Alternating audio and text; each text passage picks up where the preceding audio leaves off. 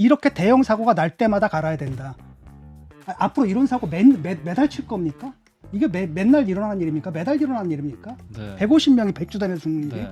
이런 대형 사고가 났으면 당연히 책임을 져야 되는데 마치 사고가 날 때마다 나는 그 말을 어떻게 그렇게 가볍게 내뱉을 수 있는지 장관이라는 사람이 대통령이라는 사람이 진 교수님이라든지 지금 있었던 분들의 주장과 달리 또 당시에 있었던 상황 속에서 민주당이 과도한 정치적인 공세에 나섰다라고 비판적인 말씀을 주시는 분들도 있습니다. 쉽게 말하면 그 이후에 가족이 면회한 다음부터 그게 뒤집어졌단 말이죠. 옥중 편지를 내고 옥중 편지를 내보낸다도 그렇다면 중대한 사태가 그 사이에 벌어졌다라는 겁니다. 그렇기 때문에 재판이 제대로 진행이 안 됐던 거예요. 그 아내와 그러니까 두 부부 사이에 접견을 했다고 해서 민주당에게 좀 책임 묻는 건 아닌 것 같고요. 그러니까 저희 의원님들이 이제 이 접견을 하려고 했다가 못 하신 거잖아요. 그러니까 두 부부 사이 어떤 일이 있었는지 저도 모르겠습니다만. 네, CBS 박재홍의 한판 승부 함께 하고 계십니다. 이번 시간은 최고위원과 초선 의원의 만남 최선 한판 시간입니다. 먼저 국민의힘 차세대 아이돌 정치인 김병민 최고위원 나오셨습니다.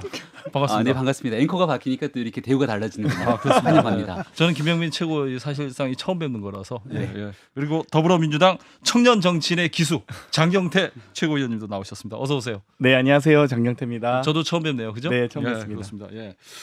이상민 행안부 장관에 대한 그 탄핵안이 어제 기각이 됐잖아요. 사실 9대 0으로 끝났어요. 9대 0. 그죠? 일단 먼저 장경태 최고위원님 어제 예상을 하셨나요? 뭐 9대 0까지는 예상하지 못했지만 어찌되건 기각될 확률은 높다고는 봤습니다. 여러 가지 이 정무직 장관 공직자에 대해서 법률적인 어떤 탄핵을 허용할까라는 의구심이 있었고요. 다만 이 여러 가지 탄핵 요청에 대해서 이 법원에서는 변호사가 법정 대리인으로서 역할을 한다면 국회에서는 입법부에서는 국회의원이 이 국민의 대리인으로서 여러 가지 삼권 분립에 의해서 요청을 하는 거고요. 이상민 장관의 여러 가지 이 이태원 참사와 관련돼서는 저희가 해임 건의안도 요청드렸고 또 그 해임 건의안이 받아들여지지 않자 저희가 탄핵까지 요청한 사안이기 때문에 대통령이 어찌됐건 인사권에 대해서 국회가 할 수 있는 역할은 최선을 다해서 했다라고 말씀드리고 싶습니다. 그런데 9대 0으로 나올 거 예상했다고 말씀하셨는데 그 예상되는 9대 0은 예상하지 못했고요. 기각은 될 거. 근데 기각될 걸 예상했으면서 왜 저기 국회에서 그렇게까지 뭐 국회는 저희가 사법적인 판단을 하는 곳은 아니기 때문에 저희는 어찌됐건 여러 가지 국민들의 우려와 걱정들을 또 여러 유가족들의 어떤 피해를 저희는 충분히 대변하기 위해서 존재하는 것이니까요. 만약 사법적인 판단을 국회마저도 한다면 국회에서 이 의결을 할 이유가 없겠죠. 그냥 뭐 탄핵 신청을 헌재 가서 하면 되겠죠. 근데 저희는 변호사가 아니잖아요. 그렇기 때문에 국민의 의견을 대리해서 했던 겁니다. 이게 헌법재판소가 숙제검사를 받으러 가는 곳은 아니거든요. 국회는 국회대로 정치적 의사를 가지고 지금 이 정권의 무도한 행정안전부 장관의 저런 이런 잘못들을 심판해달라고 요청을 하는, 그러니까 요청을 하는 것 행위 자체가 헌재한테 꼭 이렇게 해주세요라고 말한다기보다는 그 행위 자체가 정치적으로 심판을 한 것이기 때문에 그러니까 헌재에서 결정이 저렇게 나왔으니까 니네가 잘못한 거 아니냐로 돌아올 문제는 아니라고 봅니다. 그 김병민 최고위원께서는 9대 0 예상하셨나요? 9대 0까지는 예상하지 못했습니다만 기각될 것은 거의 확신을 했습니다. 예. 그러니까 우리 대한민국 헌법이 규정하고 있는 국무위원 장관의 탄핵은 헌법과 법률을 위반한 행위가 있을 때 그리고 이제 이 국가 공무원을 파면시키는 일이기 때문에 중대한 위반이 있어야 되는데 이미 민주당에서 무리하게 이 탄핵 소추를 의결할 때도 많은 전문가들이 어떤 법률을 위반했는지에 대해서 명확치 않기 때문에 사실상 이게 인용될 가능성이 없다는 것이고 중론처럼 얘기가 나왔었죠. 이 정도의 상황이라면 민주당이 정치적으로 무슨 얘기를 하고 싶은지는 알겠습니다만은 결국은 장관 탄핵을 통해서 헌재가 무리한 판단을 계속 끌고 가도록 방치하게 된 것이고 결국은 국가 행정력은 낭비되면서 행정안전부 장관의 공백 사태를 초래하게 된 것 아니겠습니까? 행정안전부 장관이 중대본의 본부장으로서 또 해야 되는 많은 역할들이 있을 건데 민주당의 정치적 탄핵 때문에 국가 장관의 공백 사태를 초래시켰던 만큼 적어도 여기에 대한 9대 0 만장일치 기각 판결이 나왔다면 여기에 대한 유감 그리고 사과에 대한 표명을 하는 것이 적당하지 않는가 싶습니다. 9대 0은 뭐 예상된 거죠. 애초에 이건 그 탄핵 사유가 안 돼요. 이걸 모르고 한 것도 아니고 민주당에서 그 정의당에서도 모르고 한 것도 아니고 저도 그때 여기 찬성을 했던 이유는 뭐냐면 여당에서 책임을 안 지는데 어떻게 국민들의 마음. 음. 그렇기 때문에 지금 이게 기각됐다라고 해서 여당에서 뭐 사과하라 이렇게 할 처지는 아니거든요. 국민들의 입장에서 네. 보게 되면 아니 100몇십 명이 죽었는데 네, 행정안전부 장관이잖아요. 행정안전부 아무도 책임지는 사람이 없는 이 사태가 벌어진 거예요. 네. 이게 떳떳할 게 아니거든요. 창피한 줄 알아야 되고 역대 대통령들은 다 사과를 했거든요. 대형 참사가 있을 때마다 유일하게 사과 안 한 분이 윤석열 대통령이에요. 예. 역사에 예. 새겨질 겁니다. 그 이름이.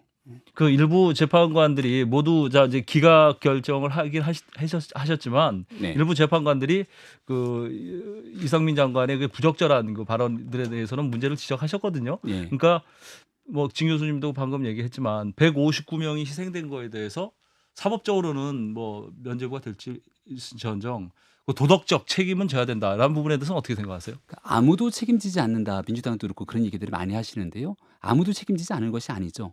결국 수사가 이루어졌고 행정안전부 장관 본인 혼자만의 책임으로 볼 수 없다는 것이 헌재의 판단 아니겠습니까? 물론 수많은 사람들이 돌아가셨기 때문에 거기에 대해서 정부가 무한 책임을 느껴야 되는 건 매우 당연한 일일 수 있습니다. 하지만 우리는 재난 및 안전관리 기본법, 재난안전법에 따라서 명확하게 어떤 법률을 누가 위반했는지를 분명하게 따져 물을 필요가 있을 텐데 수사 결과에 따라서 기초자치단체장인 이 박형 용산구청장 같은 경우는 구속이 됐고 구속 기소가 돼서 이제 재판을 통해 어떤 사안을 위배했는지를 다투게 될 것이고 이임재 용산서장 등도 마찬가지일 겁니다. 근데 이런 일들을 특정 재난이 발생했을 때 모든 것들이 다 행정안전부 장관의 책임이다라고 가면서 탄핵을 이루어지게 된다면 결국은 법적 이 다툼에 대한 쟁점들을 넘어설 수 있는 여지가 될 수 있을 겁니다. 윤석열 대통령이 아무런 유감을 표명하지 않았다 이제 진 교수님께서는 조금 지적을 하셨습니다만은 제 기억으로 그 당시 문제가 불거지고 난 다음 여러 차례 고개를 아이, 숙이고 그건 딴 행사가 가지고 지나가는 말로 한 거죠. 공식적으로 대국민 사과를 하진 않았잖아요. 그 제가 궁금한 건 행사에 윤석열 대통령이 문책을 누굴 한 사람이라도 했나요? 이 문제를 가지고? 여기에 대한 그 말씀 주시는 게 결과적으로 정무적으로 행정안전부 장관이 주무부처의 장관이기 때문에 모든 책임을 지고 물러나야 된다는 주장들을 계속 하시는 거로 보입니다. 하지만 아니 아무나 혹시 실무자라도 문책당한 사람이 있나 해서요. 법적인 책임을 따져갖고 수사가 진행됐고 거기에 따라서 말씀드렸던 것처럼 용산구청장이 비롯한 많은 사람들이 수사를 통해서 결국 재판을 앞두고 있는 상황이겠죠. 아니 무한 책임을 진다 그러는데 무한 책임이 뭐예요? 법적 책임을 말하는 겁니까? 너무 이제 정치 도덕적 그 아니, 책임만 얘기하시는데 생각해 보십시오. 일단 탄핵안이 기각된 네. 거에 대해서 민주당 지도부나 이런 쪽에서도 어느 정도 이제 유감 표명은 있어야 되는데 현재 민주당 이제 지도부시잖아요. 그죠? 최고위원이시니까 기각에 대해서는 전혀 입장 표명 사과할 생각이나 유감 표명할 생각이 없으신 것 같은데요. 네, 국회는 국회의 일을 역할을 한 뿐이고요. 또 네. 법원은 법원의 역할을 하시면 됩니다. 저희는 충분히 정치적 도의적인 사퇴 요구를 했고 거기에 대해서 탄핵 사유가 된다고 봤기 때문에 저희는 탄핵 소추를 의결한 것이고요. 법원의 판단은 다를 수 있다고 봅니다. 재난안전법이나 뭐 공무원 국가공무원법에 의해서 법률적으로 행정적 처분을 받을 수 있느냐 없느냐는 법원이 판단할 수 있지만 저희는 정무직 장관으로서 그럼 이 사태에 대한 책임을 아니 하다못해 수능 킬러 문항 가지고도 교육부 대입국장을 경질하는 마당에 이 대명천지의 길거리에서 150명, 160명이 압살을 당했는데 또 길거리에 가다가 버스 타고 가다가 익사 사고가 나고 있는데 아무도 지금 책임진 상황 없잖아요. 이게 이 시민들이 억울하게 무고하게 정말 돌아가시고 있는데 이런 부분에 대해서는 저희는 이 입법기관으로서 또 정치인으로서 정치적 책임을 묻는 것이죠. 저희가 네. 법률적 책임을 묻는다면 저희 변호사하고 있어야죠. 네. 김병민 최고께 묻겠는데요. 예. 그 일단은 그 사법적으로는 일단 면죄부를 받았지만 책임이 없다고 이렇게 결정이 났지만 일단은 이제 이상민 행안부 장관의 거취 문제에 대해서 이 정도 선에서는 스스로 좀 물러나는 게 좋지 않겠느냐 또는 윤석열 대통령께서 9월에 혹시 개각을 하신다면 그때 반영해서 좀 교체하는 게 어떠냐는 그런 의견들이 있는데 어떻게 생각하세요? 인사권자의 판단이겠죠. 지금 이 순간에도 여전히 이상민 행정안전부 장관도 본인에 대한 여론에 대해서 굉장히 무거운 마음을 가지고 있을 거라고 저는 생각을 합니다. 네. 두 가지의 경우가 있을 수 있겠다고 보는데요. 한 가지는 나오고 있는 과거의 이 12구 참사에 대한 모든 정무적 책임을 지고 그 자리에서 물러나라라고 하는 여론도 있을 것이고 과거에 있었던 그 당시의 책임이 특정 누군가 한 사람으로서 모든 것들을 다 가져갈 수 없는 거라면 오히려 재난 및 안전관리 기본법에 대한 이 법령 정비 시스템에 대한 마련 그리고 이게 이태원 12구 참사뿐 아니라 지금 수해를 비롯한 여러 자연재해 등에 대한 재난을 극복해야 되는 책임을 갖고 있는 만큼 더 행정안전부 장관으로서 해야 되는 역할에 충실하면서 여기에 대한 노력을 하게 되는 두 가지의 판단이 있을 건데 지금 후자에 더 추종하고 있는 때라고 봅니다. 그리고 진 교수님은 어떻게 보세요? 이상민 장관이 완전 도덕적으로 완결한 뭐 면접 타이밍이 이제 늦었죠. 이제 뭐 늦었어요? 사퇴하게 지금 그 다음에 사퇴한다 해도 별 의미도 없는 것 같고 음. 여기서 분명한 건 뭐냐면 대통령이 네. 무한 책임을 진다는데 책임을 안 졌다는 거예요. 그리고 아까도 얘기했듯이 아니 수능 문제 출제한 사람도 가는데 아니 150명이 죽었는데 안 갈았단 말이죠. 아무도 네. 책임을 지지 않았단 네. 말이죠. 근데 역대 모든 대통령 이런 대형 참사가 나타났을 때 다 사과를 했단 말이죠. 좀 전에 그럼 사고 날 때마다 뭐 행정안전부 장관을 갈아야 되느냐? 저는 그렇게 되고 이렇게 대형 사고가 날 때마다 갈아야 된다. 앞으로 이런 사고 매달 칠 겁니까? 이게 맨날 일어나는 일입니까? 매달 일어나는 일입니까? 네. 150명이 백주단에서 죽는 일이 네. 이런 대형 사고가 났으면 당연히 책임을 져야 되는데 마치 사고가 날 때마다 난 그 말을 어떻게 그렇게 가볍게 내뱉을 수 있는지 장관이라는 사람이 대통령이라는 사람이 이해가 안 가거든요. 이런 무책임에 분노하는 거예요, 국민들은. 그 국민들도 다 압니다. 헌법재판소 가면 이거 기각될 건 뻔히 알아요. 그럼에도 불구하고 묵인했던 건 바로 뭐냐면 네. 사퇴하라는데 안 하잖아요. 그럼 우리 네. 국민들이 할 수 있는 마지막 행위는 그거밖에 없다라는 거거든요. 일종의 상징적 제스처에 불과했다는 거예요. 그게 기각됐다 그래가지고 역으로 뭐 사과를 해라? 이런 걸 딱 보면 진짜 적반하장도 유분수라는 생각이 들고 어떻게 이 사람들이 이렇게 낯짝이 이렇게 두꺼울 수가 있는가? 과연 저런 사람들에게 국민의 안전과 생명을 맡겨도 되는가? 저렇게 무책임 사람들한테 이런 분노감마저 들거든요. 네. 뭐 하고 싶은 얘기 좀 네, 뭐 네. 오늘 자리는 사실 여러 가지 비판들을 주시는데요. 진 교수님이라든지 지금 있었던 분들의 주장과 달리 또 당시에 있었던 상황 속에서 민주당이 과도한 정치적인 공세에 나섰다라고 비판적인 말씀을 주시는 분들도 있습니다. 네. 12구 참사가 발생됐을 때 아마 이 문제에 대해서 집권당으로서 또 그 당시 있었던 정치인과 대통령, 국무위원 등 누구 하나 무거운 책임감을 안 가진 사람은 없을 거라고 생각합니다. 하지만 재난이 발생했을 때 이런 재난을 정쟁화시켜서 정치로 이용하는 일들에 대해서는 반드시 끊어내야 되는 것 아니냐라고 하는 여론 목소리도 적지가 않죠. 그 당시 12구 이후에 11월 달 민주당에 있는 많은 정치인들이 윤석열 정권 퇴진을 주장하면서 이러한 재난을 정쟁에 이용하기 시작했고 결국 이상민 행안부 장관이라고 하는 네. 이 국무위원 윤석열 대통령에 가장 가까운 사람이라는 사람을 고리로 삼아서 더 거센 정치 공세에 나서는 것 아니냐 이런 목소리들도 크지 않았습니까? 네. 하나하나 따져서 이 관련된 내용들을 좀 짚어나갈 필요가 있었을 텐데 헌법과 법률을 위반했다는 중차대한 내용을 들어서 장관 탄핵에 나설 정도라면 응급의료법을 위반해서 실질적인 법률을 위반해서 지금 검찰이 송치까지 돼 있는 신현영 의원 등에 대해서는 민주당은 아무런 문제제기를 하지 않고 있습니다. 네. 관련된 내용들에 대해서 정부가 갖고 있는 무한한 그 무거운 책임감 충분하게 숙고하고 이런 애들이 반드시 발생하지 않기 위한 노력도 더 해나가겠습니다. 민주당 탓을 하지 말고 그냥 국민을 보세요. 국민들이 뭐라고 생각할지를. 자꾸 민주당 탓만 하거든요. 민주당 그래 잘못했어요. 그때 민주당에서 뭐 희생자 명단 공개하고 그럴 때 국민들이 많이 저를 포함한 많은 국민들이 비판했습니다. 그러지 말라고. 저희는 고민 안 했어요. 네. 다른 데서. 그런데 예. 그런 사람들도 화가 나거든요. 이럴 때는. 근데 자꾸 민주당 탓만 하는 거예요. 민주당이 그랬으면 그 뭡니까 국힘에서 그러는 거 다 용서가 되고 정당화가 됩니까? 그건 아니잖아요. 좀 얘기를 좀 바꿔서 그 이상민 장관 뭐 좀 총선 출마설이 나오는데 그 어느 정도 농도가 있다고 보세요? 글쎄요, 전혀 뭐 국민의힘 내에서라든지 정부 내에서 나오는 얘기들이 아닌 상태일 텐데 일단은 정권 내에서 굉장히 좀 이름이 이곳저곳 언론에 나오게 되면 항상 정치적으로 묶어서 얘기하는 경우들이 발생하는데 한동훈 장관 같은 경우도 본인 스스로 정치에 대한 가능성들을 얘기한 적은 한 번도 없지 않습니까? 네. 뭐 이런 일들을 밖에서 만들어내는 얘기일 뿐 실제 이 당 내에서라든지 정권 내에서 그런 이야기들이 오가는 것은 별로 바람직한 상황이 아니라고 생각합니다. 민주당 입장에서는 이상민 장관이 나오면 굳이 뭐 이렇게 싫어할 이유는 없지 않을까요? 정치적으로? 어떻게 보세요? 뭐 동대문에 출마하시면 뭐 어떡해요? 어디든 뭐 나오신다면 예. 이 장관 그 더 막중한 책임이 있어야 될 장관으로서의 책임감도 못 느끼신 분이 국회의원 출마한다고 해서 주민들께서 호응하실지는 잘 미지수고요. 지난번 뭐 개각에서도 보셨듯이 뭐 용화대 비서관 개각이다 이렇게 다들 예상을 하셨는데 저는 개인적으로 권영세 개각이라고 봤거든요. 그러니까 권영세 네, 장관님이 네. 홀로 나오셔서 사전 이 총선 물밑 작업을 끝내실 것 같다라는 예측을 했는데 아마도 올해 한 국감 끝나고 11월 정도면 이제 출마 의사가 있는 장관님들이 대거 나오시지 않을까 예상하고 있습니다. 예.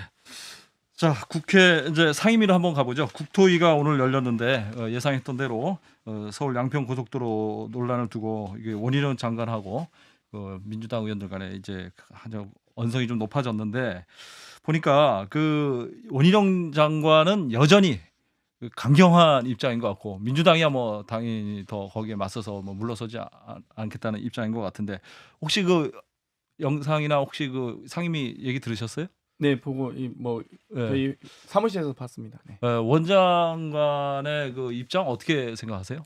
근데 사실 이제 장관으로서 국토부 장관으로서 이 해명과 답변에 충실하시면 되는데 너무 정치 공세로만 혹은 지금 국민의힘 국회의원이 아니시잖아요. 그런데도 불구하고 장관으로서의 답변을 안 하신다. 그리고 이 핵심적 사안은 딱 두 가지입니다. 뭐 어렵게 깊게 들어갈 필요도 없이 아니 장관이 백지할 수 있느냐? 1조 8천억짜리 국책 사업에 대해서 일방적으로 본인의 이 결정이 가능하냐? 여기에 대해서 해명하시면 되고요. 두 번째는 노선 변경이 55%나 되는데 그동안 있지도 않았던 있을 수 없었던 일들이 벌어진 것에 대해서 환경영향 평가만으로 노선 변경할 수가 없거든요. 그러면 그 자료에 대해서 최초 제시한 사람이 누구냐? 라는 자료들 용역 보고서 다 지금 뭐 세 개 정도 업체가 있습니다만 그 용역 보고서 다 공개하시고 변경된 사유 근거만 제시하시면 되거든요. 근데 자료는 그것도 충분히 제공한 것 같지 않아요? 자료는 또 없습니다. 그러니까 그렇잖아요. 저희가 55개 자료도 네. 다 지금 면밀히 분석을 했는데요. 그것도 네. 뭐 제출을 안 하다가 지난 일요일 날에서야 홈페이지 통해서 얘기를 했지만 네. 실제 핵심적인 자료들은 없습니다. 그렇기 때문에 네. 저는 이 자료 근거에 대해서만 명확하게 이야기해 주시면 좋을 텐데 실제 지금 언론 보도를 통해서도 이 노선 변경에 대해서 보고서를 보고한 게 아니다. 보고받지 않았다라는 지금 보도도 있지 않습니까? 네. 마찬가지로 그 노선 변경에 대해서는 뭐 저도 국토위를 했습니다만 고속도로 하나 만드는데 정말 어렵거든요. 터널 하나, 교량 하나 만드는데 힘듭니다. 근데 교량도 11개에서 15개나 증가해서 26개. 터널도 13개에서 6개나 증가해서 19개. 이렇게 노선도 2km나 증가하고 이렇게 정말 거의 사실상 새로운 노선을 책정한 정도의 변경인데 여기에 대해서 명확하게 해명을 못 하고 계세요. 그래서 저는 좀 이 자료 공개나 이런 것들도 지금 또 이 국토위 현안질이기 때문에 위증이나 등등의 처벌을 받지 않습니다. 네. 여러 가지 발언에 대해서 책임이 없기 때문에요. 네. 그렇기 때문에 위증의 처벌을 받을 수 있는 국정조사 등을 통해서 예. 여러 가지 자료들을 좀 확보해야 되지 않을까 이런 예상을 합니다. 지금 이제 쟁점이 사실은 실제적으로 보면 백지화를 선언하셨잖아요, 원 장관이. 예. 근데 백지화를 또 백지화하느냐가 사실 지금 이제 초점이 되고 있는데 그 일단은 여당에 계신 분으로서 어떻게 네. 보세요? 백지화하는 게 결국에는 그 수순 아닐까요? 그 원장관이 왜 그런 발언을 할 수밖에 없었는지에 대해서는 이미 뭐 충분히 다 알려진 것 네, 같다는 네. 생각이 들고요. 뭐 많은 국민들께서도 또 국민의힘 소속에서도 이 양평 고속도로가 국민들에게 더 최적의 고속도로가 되기 위해서 최선의 노력을 해야 된다는 건 변함이 없을 겁니다. 네. 근데 원장관이 수차례 얘기했듯이 이게 이제 정치적인 쟁점화가 돼버리는 순간 민주당은 기존의 원안을 고수하라고 하고 있고 기존의 원안으로 가게 됐을 경우는 경제성, 환경성 그리고 여기에 대한 교통 분산 효과 등으로 봤을 때 다른 대안들을 모색하는 것이 훨씬 더 국민들에게 큰 혜택이 돌아가는데 그 주변에는 김건희 여사 땅이 있다는 것만으로 추진을 못하게 하고 있는 거잖아요. 네. 그러니까 이리 가지도 저리 가지도 추진을 못하는 못하는 민주당의 건 주장이 아니죠. 원안으로 가라는 거거든요. 네. 예. 근데 원안으로 가게 되는 것보다 더 좋은 대안들을 가지고 노력하는 것이 실질적으로 정부해야 되는 역할이고 또 여기에 대한 대안 변경에 대한 필요성을 얘기했던 것도 지난 정부 때 있었던 건데 민주당의 주장은 이걸 권력형 비리로 규정했습니다. 그리고 국정농단이라고까지 얘기를 했어요. 그럼 권력형 비리고 국정농단이면 어디에서부터 권력이 작용돼서 이 문제가 있었는지를 지적해 줘야 되는데 지금은 그런 얘기는 온데간데 없이 사라져 버렸거든요. 결국은 원희룡 장관이 직접 나서서 본인이 정무적으로 정치적으로 많은 부담감을 떠안았을 건데 이 정도의 고육지책을 좀 쏟아내면서 다시금 원전에서부터 이야기를 좀 끌어냈기 때문에 결과적으로 양평 고속도로 문제가 정치에서 좀 벗어나서 다시금 이 경제적 타당성을 따져묻는 고속도로의 이 사업 재개로 지금 돌아가고 있다고 네. 생각합니다. 정치 네. 한가운데 몰아넣은 게 그분인데 지금 정치 한가운데가 있잖아요. 국회에서 지금 떠드는 네, 네. 건 뭡니까? 네. 그래서 떠드는 거고 원래는 그냥 민주당에서 이해찬 씨가 지나가다 한 말 한 거고 그렇게 하다가 20개 일간지 중에서 5개밖에 안 실어줬거든요. 네, 네, 네. 그냥 넘어갈 문제였는데 갑자기 들고 네. 나와서 백주하면서 오버액션을 하는 가운데 이 커다란 사건으로 좀 번진 거거든요. 이게 그리고 권력 예. 또 지금 보면은 백지화는 보면 어떻게 충격요법이다라는데 이 충격을 왜 국민들이 왜 충격을 받아야 돼요? 장관한테? 나 이해가 안 가거든요. 누구에 향한 충격요법입니까? 사업은 국민들을 위한 사업이고 국민들이 세금으로 이루어지는 사업인데 왜 우리가 충격을 받아야 돼요? 장관한테 도대체? 그 국토부에서 이런 얘기를 한다는 게 예, 이해가 안 가거든요. 도대체. 권력형 비리가 아니라고 얘기하셨잖아요. 예. 권력형 비리가 아니라는 그 주장에 대해서 장경태 최고는 어떻게 뭐 보세요? 저는 어찌되었건 김건희 여사 땅 이런 부분에 대한 의혹도 독립언론에서 나와 몇 가지 이제 독립언론에서 나왔었지 뭐 이렇게 국민적 관심을 갖는 사안이 아니었습니다. 근데 굳이 장관이 백지화를 하면서 이건 뭔가 큰 게 있구나라고 저희가 오히려 더 의혹이 증폭되고 각 언론사가 뭐 잘 아시겠지만 막 특별 취재팀을 구성하지 않았습니까? 그러니까 지금 사고는 본인이 쳐놓고 저희 보고 사과를 하라고 하니까 정말 영문을 모르겠고요. 그러니까 그리고 또 한편으로는 뭐 지금 구체적으로 좀 더 들어가면 그 양평 그 두물머리와 양평대교 사이에 이 남한강의 이 북으로 그러니까 소위 강북으로 건설된 양평고속도로를 이 강상면이라고 하고 하는 이 남한강을 지나지 않는 이 소위 강남 지역으로만 연결하는 고속도로로 바꾸는 과정인데 수요 예측 조사 해보셨는지 모르겠어요. 그 예측 조사도 없습니다 지금. 그러니까 예타라고 하는 건 경제성과 정체성과 균형 발전성을 모두 다 검토해서 비용 편익이나 수요 조사 예측까지 다 합니다. 그런데 수요 예측도 뭐 단순하게만 봐도 위에 양서면과 양평은 기본적으로 5만 5천 명이 살고 있습니다. 강상면, 강하면은 15,000명 정도로 이미 인원 자체도 차이가 있고요. 여러 가지 다리 연결이라든지 비용이라든지 방금 뭐 교량 다리 여기 터널도 말씀드렸습니다만 어떤 면을 봐도 제대로 된 이 평가와 분석이 불가능한데 그럼에도 불구하고 지금 계속 수요가 더 있을 것으로 예상됐다. 그러면 그 근거를 내십시오. 이 환경영향 평가에 환경부 장관 의견을 듣게 되어 있습니다. 근데 이 환노위 상임위에서 환경부 장관 의견서 제출 안 했다는 거잖아요. 그러면 누구 의견을 듣고 바꾸신 건지 그 부분도 좀 밝혀주셔야 되거든요. 그러니까 좀 자료도 안 밝혔지. 그러면 누가 제기한 사람도 없지. 그러면 거기에 대해서 저희가 의혹을 문제 삼을 수밖에 없는데 1조 8천억짜리 국책 사업에 대해서 장관이 일방적으로 백지화했다가 뭐 한다 만다 이 노선 변경할 수 있는 건지. 그러니까 그리고 노선 변경한 사례도 많다고 하는데요. 시종점이나 그건 노선 전체 구역을 봤을 때 5% 정도 변경 아닙니다. 이번처럼 과반이 넘게 55%나 변경한 안이 아니거든요. 그런데요. 선례도 없고 예. 근거도 없는. 근데 의혹 제기는 좋은데 의혹 제기 뭐 김건희 로드라든지 예, 지금 그러니까, 플래카드 예. 저기 붙어 있더라고요. 김건희 로드 모든 길은 김건희 로드로 통한다라든지 뭐 권력형 비리라든지 이런 결론은 맨 마지막에 결론으로 내려야 되는 거 아니에요? 그러니까 미리 예단부터 김건희 여사 들어가니까. 일가의 땅이 있는 것과 김건희 여사 일가가 예. 그 도로 그러니까 원안에서 대안으로 바뀌는 과정에 영향력을 행사했다고 별개의 문제인데 그러니까 저도 이제 그런 뭐 증거가 있으세요? 그러니까 제가 항상 이 방송에서는 김건희 네. 여사의 뭐 29필지 이런 얘기는 안 하거든요. 그러니까 기본적으로 고속도로 발전 계획과 광역교통망 기본 계획에 의해서 예타에 대해서 통과안이 변경될 수 있느냐? 그럼 그 자료와 근거를 좀 제시해 달라고 말씀드리고 그러니까 있고요. 근데 그렇게만 말씀하시면 예. 됐는데 처음부터 이거 뭐 비리니 뭐니 이렇게 딱 그렇게 가져갈 필요가 뭐가 있겠냐라는 근데 이제 거죠.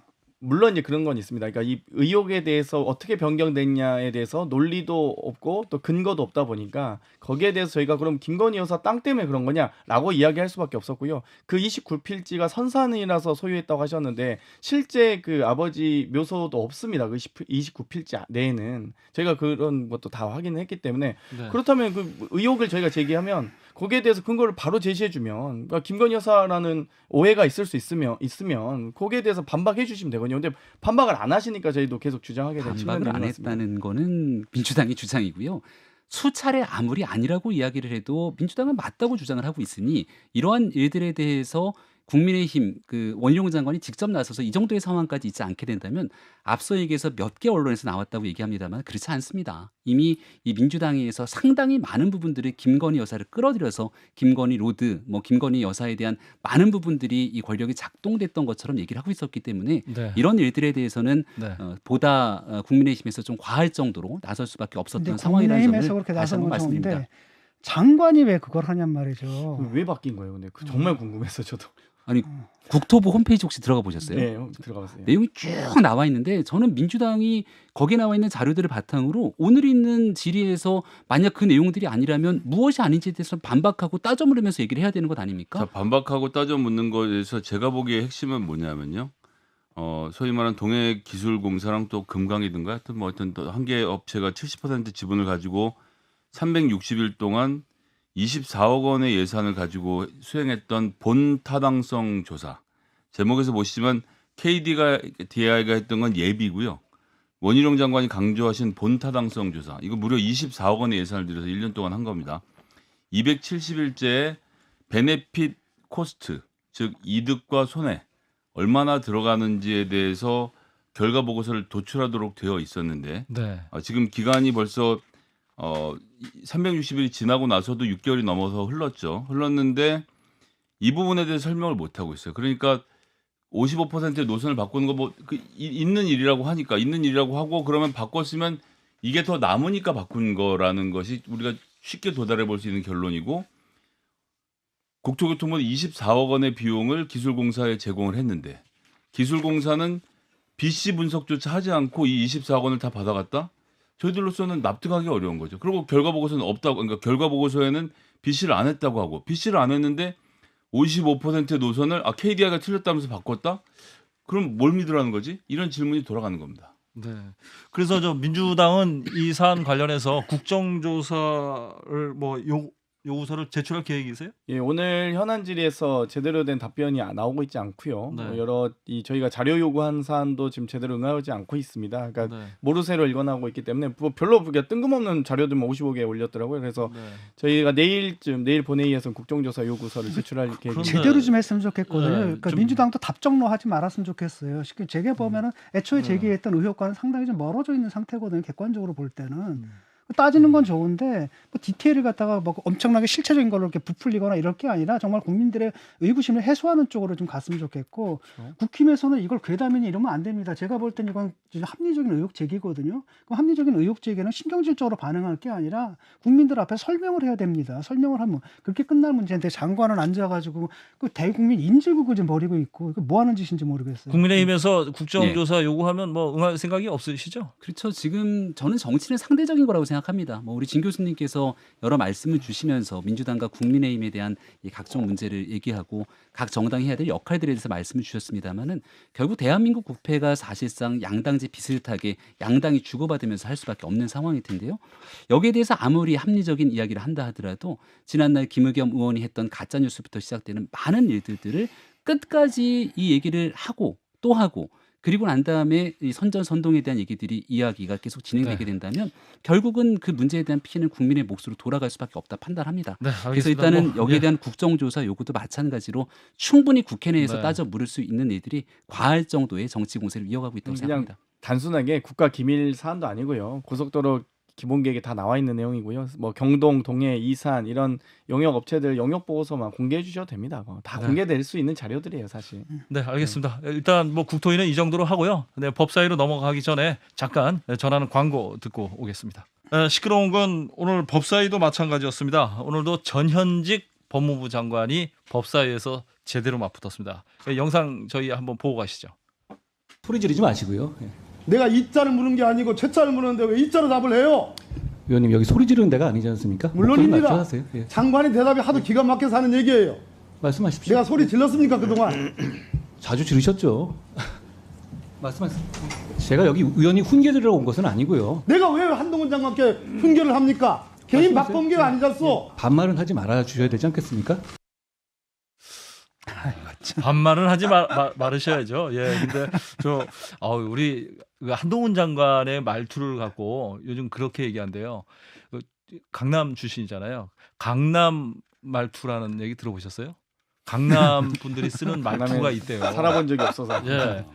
그런 말투를 한다고 해서 뭐 강남 인터넷에서 사람들이 이미 그렇게 말하지 않습니다. 제가 초중고 강남에서 나왔는데 예, 저렇게 얘기 안 하고 초중고 강남에서 나왔는데 그렇게 말하지 않습니다. 저렇게 얘기 안 하는데 나도 강남인데. 아니 강남이 싸가지가 말씀에- 없다 이런 이미지를 만들어내는 것에 전 반대고요. 네. 한동훈 장관 개인의 문제인 거 아닙니까? 네, 근데 저건 그렇게 싸가지의 보시면- 문제라기보다는 네. 오히려 과거 추미애 장관이나 저 박범계 장관이 했던 언어 태도보다는 훨씬 더 예의 있는 거 아닌가요?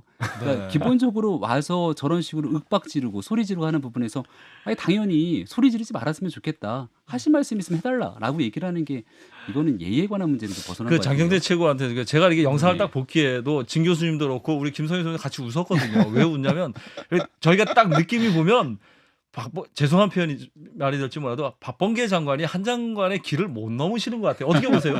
약 올리고 있잖아요. 그렇죠. 그렇게 보시죠. 소장님도 한 말씀 하시죠. 근데 저는 계속 말씀드리지만 그러니까 한동훈 장관이 이제 서울대 법대 나와서 소년등과에서 오랜 시간 검찰에서 있다 보니까 상대편에 앉아 있는 사람을 우습게 볼 수는 있어요. 아 뭐 저 나보다 말도 잘 못하네, 논리도 뭐 못 깨네 이렇게 하면서 이렇게 무시하는 듯하게 말을 하는데 이게 여기가 제2민주주의 기구잖아요. 그럼 이제 국민들 평균인 사람들이 국민들로부터 선출돼서 와서 앉아 있는 거면 그 사람의 질문이 하찮다고 하더라도 그 대답은 그 하찮는 사람에게 하는 것이 아니라 그 넘어서 보고 있는 국민들께 해야 되는 건데 일부 장관들이 이 관계를 좀 잘 모르시고 앞에 앉아 있는 사람한테 이기면 내가 이기는 거라 생각하고 말씀하는 태도는 내가 저 사람한테 그러니까 정말 하기 싫다고 하더라도 네. 그 뒤에서 듣고 있는 국민들을 네. 생각하면서 말씀을 좀 하시면 좋겠어요. 근데 그럼 내용에서 한동훈 장관이 들어가면- 저러니까 예. 원희룡 장관이 같이 뜨고 있잖아요. 지금. 이 경쟁이 붙어가지고 경쟁이 라이벌 붙었네요. 경쟁이. 예. 아니 저렇게 근데 약간 깐죽거리면서 이야기하시는 게 사실 이게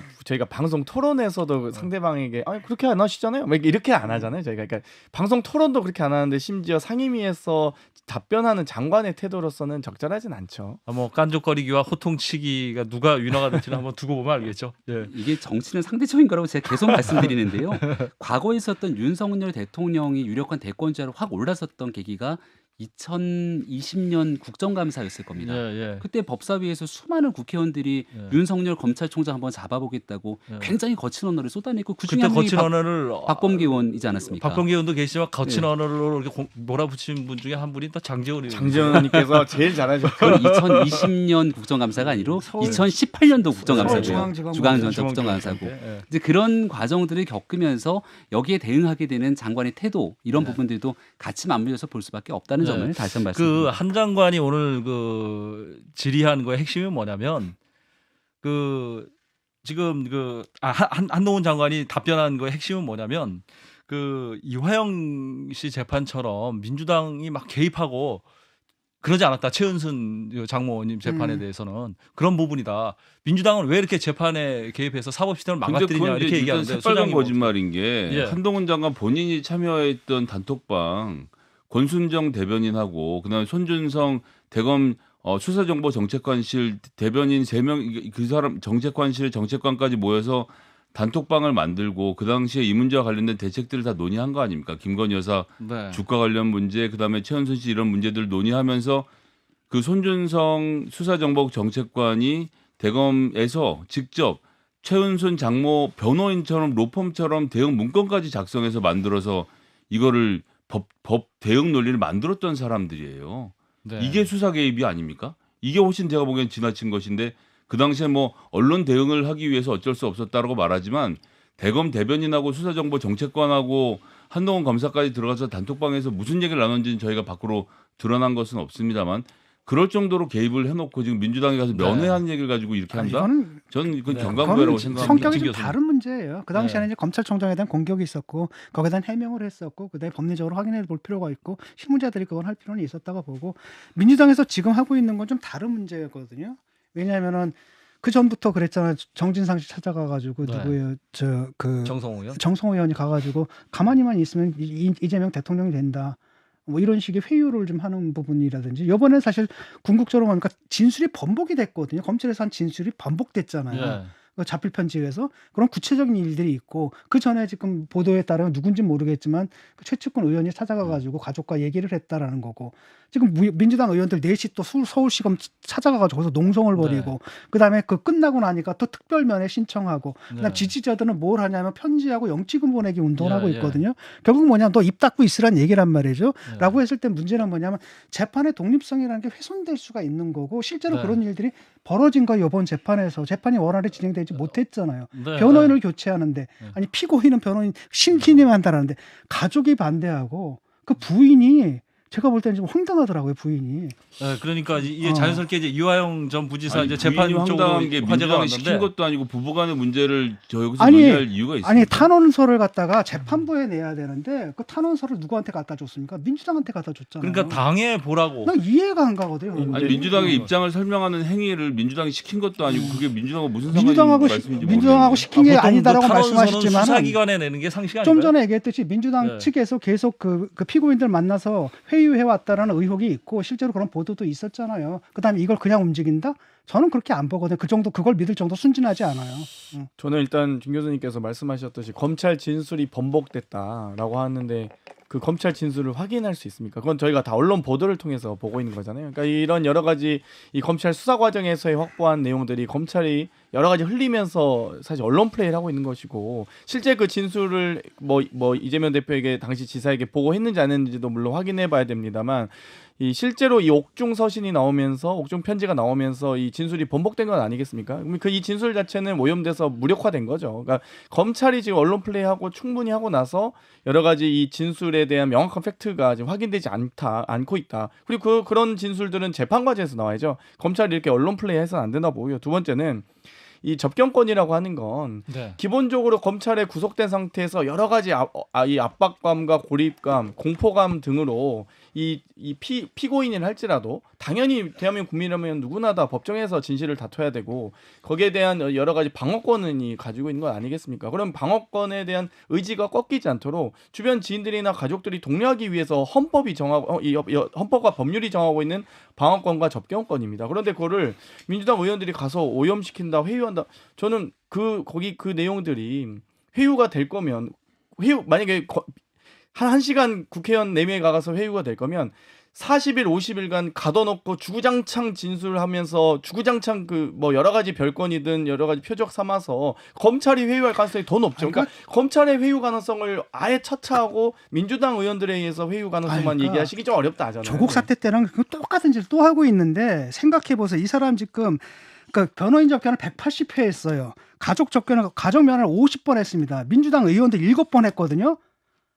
외로울 틈이 없어요. 10개월 동안 외로울 틈이 없습니다. 바빠요. 이렇게 접견하려면은. 그다음에 그 진술을 할 때 누가 있냐면은 이분이 지금 변호인을 갖다 17명인가 쓴 걸로 알고 있거든요. 거기서 변호인의 조력을 받은 상태에서 변호인 입회하에서 한 거고 그다음에 모든 과정이 녹화가 돼 있거든요. 그럼 그때 했던 진술의 임의성은 인정이 되는 겁니다. 그렇죠. 그때 문제가 있었으면 그때 얘기를 하든지. 그때 그럼 녹음도 되고 근데 접견권을 보장하지 않을 이유가 있습니까? 근데 그게 쉽게 말하면 그 이후에 가족이 면회한 다음부터 그게 뒤집어졌단 말이죠. 옥중 편지를 내보낸다든. 그렇다면 중대한 사태가 그 사이에 벌어졌다라는 겁니다. 그렇기 때문에 재판이 제대로 진행이 안 됐던 거예요.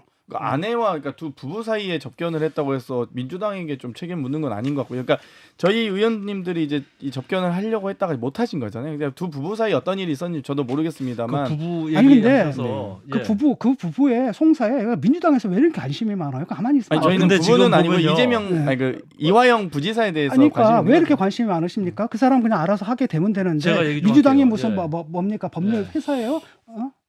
당 차원에서 저희가 한 건 저도 없고요. 한마디만 드려도 저희 예, 의원님들이 하세요. 개별적인 예, 친소관계에 김병민 최고 의해서 얘기 방문한 한번 것으로 알고 있습니다. 핵심은 결국 이화영 부지사 입장일 건데 이화영 부지사가 민주당이 이렇게 하고 있는 일들에 대해서 매우 불편해하고 있는 것처럼 이화영 부지사 측의 행동들 얘기들이 나오고 있는 것 아니겠습니까?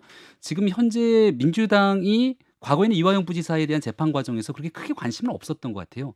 근데 그 쌍방울의 법인카드를 가져다 쓰고 하는 많은 일들을 이화영 부지사가 했던 개인적인 범죄 비리로 끌어내는 듯한 모습을 보였는데 사실상 쌍방울의 대북 송금이라는 건 확인이 된 사실이고 네. 여기 김성태 회장이 일관된 진술을 국내에 들어오고 난 다음 하고 있고 결과적으로 이화영 부지사가 여기에 대해서 이재명 지사를 모르게 할 수 있었는가에 대한 얘기가 나오고 있기 때문에 최종적으로 이재명 당시 경기도지사와의 연관성은 이화영 부지사가 어떤 입장을 피력하는지에 따라서 완전히 달라지는 것 아닙니까? 그러니 부담을 갖고 있는 민주당이 나서서 이러한 재판에 개입하려고 하는 것 아니냐라는 의도들은 충분히 읽힐 수 있는 상황이 아닐까 생각이 되고요. 여기에 대해서 민주당이 오해살 행동들을 구태할 하등 이유가 없다고 생각합니다. 전 대북 송금 네. 관련돼서 한마디만 짧게 하면요. 800만 불이면 100억에 가까운 돈인데요. 검찰이 왜 이 부분에 대해서 국가보안법으로 기소 안 하는지 모르겠습니다. 국정원과 공조해서 어떤 루트를 통해서 이러한 거액을 북한에 보낼 수 있었는지를 확인하고 국가보안법으로 처벌해야 됩니다. 네. 근데 이화영 부지사 부부 얘기를 네. 하시는데 지금 부부가 서로 좀 다른 방향으로 가고 있잖아요. 변호인 해임서를 놓고도 서로 다른 얘기하고 있고 법정에서 당신 정신 차려라 이런 얘기 나오고 있고 그래서 이 사람들이 보기에 이 사랑과 전쟁 보는 것 같다.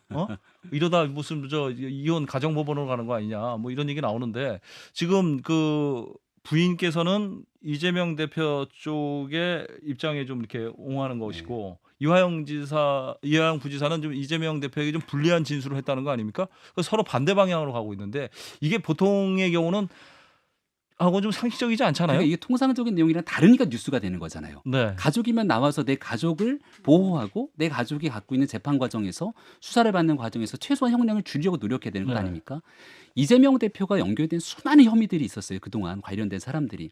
그리고 관계된 사람들이 결국은 수사도 받고 재판도 받고 하게 되는데 이 사람들이 마지막으로 가장 원통해하는 것은 이재명 대표님 이제 그만 그 자리에서 내려오세요라고 얘기를 하는 건 행정적인 공직자에 있는 많은 사람들이 위법에 대한 일들은 다 일어났습니다. 그럼 위법이 일어났으면 누군가 책임을 져야 되는데 가장 위에 책임을 질 수 있는 정무적인 경기지사 성남시장인 이재명 대표는 모르쇠로 일관하고 있으니까 그 모든 부담감을 실질적인 행동했던 사람들의 몫으로 돌아가잖아요. 네. 그러니까 주변에 있는 가족들은 가족을 비호하고 오히려 이재명 대표랑 해서 책임을 묻게 되는데 네. 이화영 부지사의 아내는 이게 이화영 재판입니까 이재명 재판입니까 라고 얘기를 하면서 이재명 대표를 끌어들이는 일을 굉장히 부정적으로 얘기를 해요. 저는 그러면 네. 결과적으로 이화영 부지사가 관련된 내용들에 대한 모든 책임을 지라는 건데 상식적으로 보더라도 대북 송금이라고 하는 그 엄청난 네. 일들을 이재명 당시 경기지사의 방북을 위해서 했던 일들이 이재명 지사를 모르고 이화영 부지사가 혼자 단독으로 범행한다?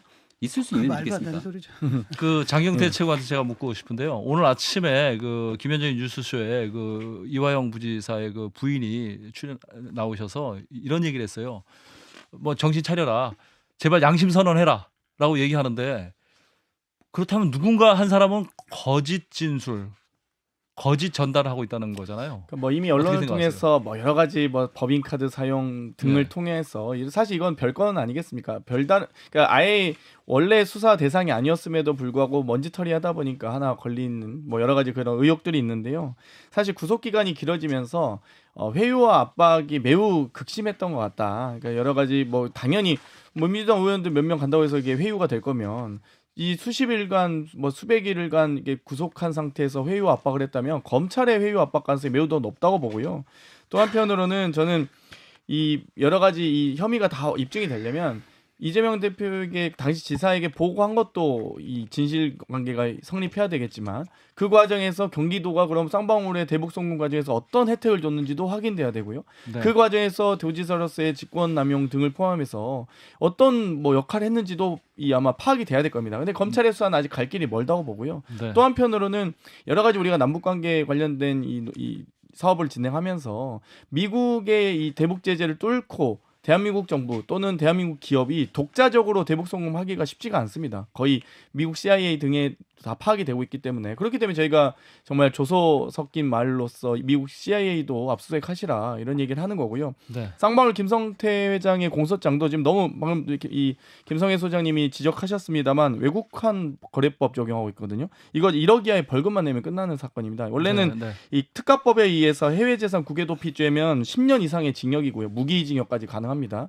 네. 그리고 국법법 같은 경우는 10년 이하의 징역입니다. 아주 강하게 처벌받을 수 있는 사안임에도 불구하고 만약 쌍방울에 의해서 대북 송금이 500만 불 이상, 50억 이상 이 전송이 됐다면 네. 이 외국환 거래법을 적용할 게 아니죠. 국보법이나 국보법이죠. 예. 오히려 특가법에 의한 그 네. 국외재산 도피죄로 10년 이상의 징역, 무기징역 해야 될 사안입니다. 네, 그게 만약 사실이라면요. 자꾸 민주당에서 무슨 뭐 검찰의 협박을 받았다는 등 이런 말도 안 되는 소리를 하거든요. 그렇다고 만약에 그런 일이 있다면 검찰의 협박과 회유를 받았다라고 하면 변호인단이 가만히 있었겠어요? 이 사람들이 나서가지고 막았겠죠. 근데 문제는 뭐냐면 어떤 일이 벌어졌습니까? 이 변호인단을 해임한 건 누굽니까? 그 부인이 해임한 거예요, 변호인단을. 결국은 뭐냐면은 빼도 하는데 물증들이 다 나와버린 건 일단은 국정원 내부 문건이 나왔어요. 거기 보면 스마트폰 대납부터 이 모든 게 다 국정원에서 알고 있었다는 게 나오고 국정원 직원이 나와가지고 또 그 상황을 했고 안부수 회장이가 그 사람이 무슨 얘기를 했는지도 다 나와 있어요. 네. 그다음 쌍방울 김성태 회장이 지금 자백까지 했습니다.라고 하고 그 다음에 이미 다른 재판에서 이미 혐의가 네. 확정이 됐습니다. 라고 하니까 도망갈 수가 없는 겁니까? 이럴 때 문제는 뭐냐면 자기가 다 쓰게 되면은 이게 10년에서 무기까지 가는 중형이거든요. 자기가 주범이 돼야 되는 거예요. 라고 하니까 변호인 측은 이래서는 안 된다. 인정할 거 인정하고 형량 싸움으로 네. 가자라는 거고 네.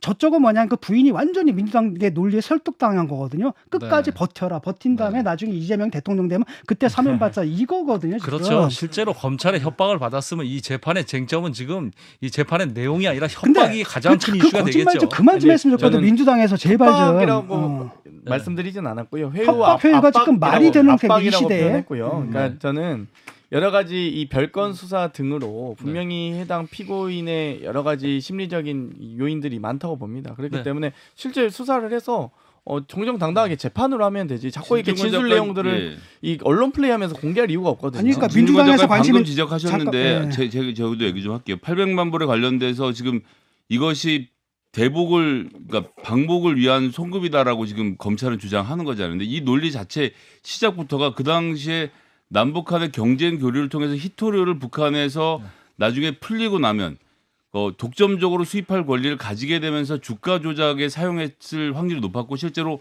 1,500억 이상의 주가 상승의 이득을 거뒀던 범죄입니다. 네. 그 범죄 사건을 지금 갑자기 이재명의 방북으로 연결을 시키고 있는 건데 2019년 당시의 상황으로 봤을 때 경기도지사가 방북할 수 있는 상황이었느냐? 전혀 그렇지 않거든요. 그러면 김성태가 거꾸로 지금 말씀하신 거랑 똑같은 논리로 국가보안법이랑 여러 가지 혐의로 해서 이 돈 보낸 것 때문에 10년 이상 징역을 받게 된 상태에서 임의로 진술을 바꿨을 가능성도 같이 봐야 된다는 거예요. 똑같은 논리로. 국정원 문건에서는 이미 그 얘기가 다 나왔어요. 이미 근데 국정원에서 사실을 파악하고 있는 거고 지금 뭐 잠깐만요. 엉뚱한 얘기를 하시는데 예. 딴 하나는 이겁니다. 지금 이화영이 왜 또 돌아졌느냐라고 한다면 민주당에서 관심 있는 건 이재명이지 이화영이 아니야. 민주당에서 원하는 건 말하면 끝내라. 이재명 보호. 이화영 네가 덤덕이 쓰고 끝내라라는 거예요. 그러니까 이화영 측에서 뭐라고 하냐면 여태까지 나 버려뒀다가 이재명이라는 이름이 나오자마자 튀어오냐 이놈들. 굉장히 화가 났다는 겁니다. 유정규 때도 마찬가지거든요. 유정규도 민주당 측에서 변호사를 붙여줬는데 이 사람들이 나를 변호하러 온 게 아니라 내가 무슨 말하는지 감시하러 왔다라는 거예요. 이번에도 마찬가지입니다. 현모 변호사 붙여줬던 이 사람이 뭡니까? 꺼내가지고 그걸 갖다가 이재명 대표가 SNS에 올렸잖아요. 이용해 먹었잖아요. 자기를 위해서. 이게 본질이거든요. 뭐 유동규 씨 재판도 거의 이화영 끝난 거 지사 아닙니까? 얘기는 뭐. 요 정도로 하시죠. 저 방금 또 속보가 하나 있어서요. 그 방금 그 홍준표 대구시장에 대해서 징계 결과가 나왔어요. 그 중앙당 윤리위원회가 수해 골프 논란을 일으킨 홍준표 대구시장에 대해서 당원권 정지 10개월. 이거 좀 센 거 아니에요? 이거 중징계에 들어가죠? 당원권 2년 받은 사람도 있는데. 예. 그러면 총선 정징계입니다, 직전까지 김병민 최고께 묻는 네. 거예요. 총선 직전까지 당원으로서 아무런 활동도 할 수 없는 거예요. 그렇죠? 그렇죠. 그러니까 당원권이 정지돼 있는 상태고요. 예. 과거에 이제 당원권 정지하면 김재원 최고위원 예. 그리고 우리 이준석. 이준석 대표도 있지만 얼마 전에 있었던 태영호 최고위원 예. 두 명의 최고위원 같은 경우는 당원권이 정지되면 최고위원으로서의 당의 모든 역할을 못하지 않습니까? 예. 홍준표 대구시장은 일단 단체장이기 때문에 당원권이 정지돼 있다 하더라도 대구시장의 역할과는 좀 여기에 된 영향은 없게 되는 거죠. 예. 다만 당직도 아마 없잖아요. 저런 중징계 결정이 나왔던 것은 조금 전에 얘기했던 김재원 최고위원이나 태영호 최고위원에 대한 중징계를 결정했던 그 윤리위원회가 고스란히 결정을 하게 되는 거거든요. 네. 그러니까 아마 사안에 대한 형평성을 기준으로 판단하지 않았을까 싶은데 네. 우리 당이 네. 윤리 이 규정을 보게 되면 명확하게 수해 시에 골프를 할 수 없도록 규정을 하고 있고 그 뒤에도 뭐가 문제냐는 식의 반응을 보였던 일들 네. 그리고 이제 봉사를 하러 가면서 이제 여러 가지 반성하는 모습을 보였지만 그 뒤에 또 사자성어를 올렸다 내리는 등에 대한 얘기들이 있었는데 네. 이런 복합적인 내용들 아마 윤리위원회가 판단한 것이 아니라 이제 홍준표 저 시장이 방금 이제 징계 결정이 나니까 SNS에 방금 글을 하나 올렸어요. 더 이상 이 문제로 갑론을박하지 않았으면 좋겠다. 않았으면 한다. 라고 글을 올리셨는데 강한 남자 우리 홍준표 시장님이 약간 좀 많이 꼬리를 내리신 것 같아요. 제가 어떻게 보세요? 여기서 뭐라 그랬냐면 예. 중징계 내려도 아무 지장 없다. 왜냐? 예. 아무 총소리 나갈 것도 아니고 실질적으로 아무 피해가 없기 때문에 무슨 당에서 중징계 내려도 고문인가였는데 부담을 김기현 대표가 해촉하지 않았나요? 상임 고문이죠. 예, 전직 상임 당대표로서. 고문인가. 근데 뭐 저는 사실 큰 의미는 없겠네요. 상임 고문 같은 정치적으로는. 경우도 애당초에 광역단체장이 상임 고문을 맡았던 전례가 없기 때문에 나왔던 네. 일들이기 때문에 네. 그걸 너무 이제 그럼 뭐 처음부터 시키지 말았어야죠. 시켰던 김기현 대표가 시켰던 게 아니죠. 네, 그래서 김기현 연배가 좀 대표랑 있으시니까 홍준표 시장과의 관계가 뭔가 껄끄러워서 이런 일들이 있는 건 아니냐는 정치적 해석이 있지만 전혀 그렇지 않다는 점을 다시 한번 김기현 말씀드립니다. 대표가 처음으로 당 대표로서 역할 한번 하신 거 같네요. 그런가요? 아니, 원래 근데 좀 사감이 좀 작용하지 전직 않았을까요? 당대표에 대한 예우 차원에서 상임 고문 하니까요. 양당이 네. 모두가. 근데 네. 사실 저는 이제 이 당원권 정지 한 6개월 정도 예상했었습니다. 그러니까 네. 그 정도 뭐 중대한 사안이기도 하고 다만 근데 예상하는 게 다 이렇게 틀리세요. 근데 왜냐면 이게 항상 상식을 벗어난 정당이다 보니까 국민의힘이 예를 들면 저는 이준석 대표도 1년 당원권 선거 정지 좀 그 정도 사안 아니라 보긴 했는데 어찌되었건. 예. 근데 이제 이 의미가 6개월에서 이제 이 10개월이란 할 거면 1년을 하시지 왜 10개월 했는지 모르겠는데 봉사에 대한 맞춰서 총선에 상징성을 준 거죠. 그러니까 봉사에 대한 참작이라든지 아마 그런 고민들이 있지 않았을까 근데 싶어요. 6개월 했을 네. 경우에 내년 1월까지 징계 효력이 발생하고요. 네. 10개월이면 내년 5월까지입니다. 아마도 홍준표 시장이 어찌되건 정치적 영향이 있기 때문에 총선에서의 여러 가지 네, 영향력들을 조용히 있어라. 제한하는 이런 저는 그런 의미겠죠. 징계가 아닌가 이런 저는 그건 생각이 전혀 동의하기 어려운 게 네. 아니 대구시장이 총선에 무슨 영향력을 행사합니까? 그리고 SNS 당원권이 이제 그 정지돼 있는 모노리시잖아요. 상태에서 이제 큰 소리가 홍준표 시장의 과한 패복이면 가능하죠. 자, 오늘 두 분 말씀 여기까지 들어가겠는데 시간이 없어서요. 네, 감사합니다. 말씀 고맙고요. 지금까지 국민의힘 김병민 최고위원, 더불어민주당 장경태 최고위원 고맙습니다. 고맙습니다. 감사합니다. 좋아요. 구독 알림 설정